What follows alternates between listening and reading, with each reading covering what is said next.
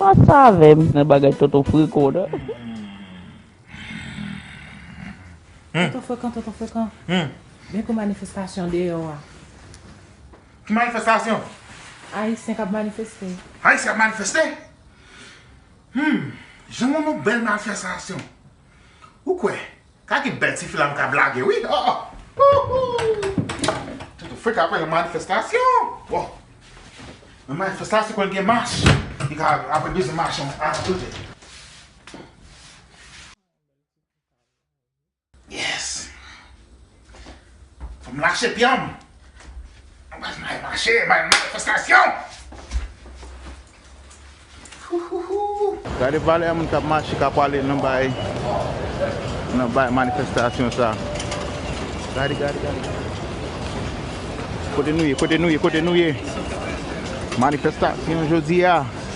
Nou fwe kan la bouklin. Ok mes amis. On sorti de stasyon tren ya. Mwen kote. Ay se sa apre mobilize. Pou fè demonstrasyon. Ok, kote yo. Yes. Mpa pou marche. Se ti pli yo, oui. Si ti bon tekst pou mwen, mle re Stitchy. I'm 2 blocks away from Stitchy, man. Ngon rappel la?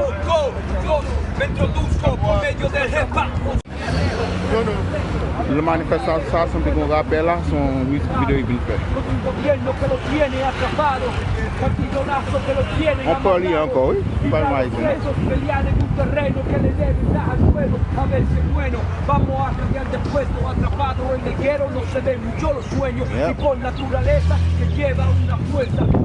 The music video. Let my people go. Let's go. Yeah. Let my people go. Let my people go.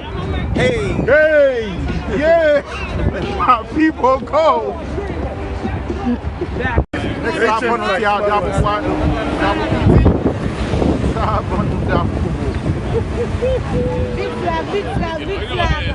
They're ready to walk. You parle pour your marché. Yo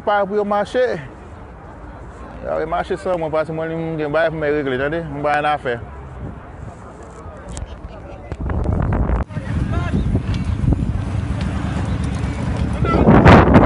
Et à marché.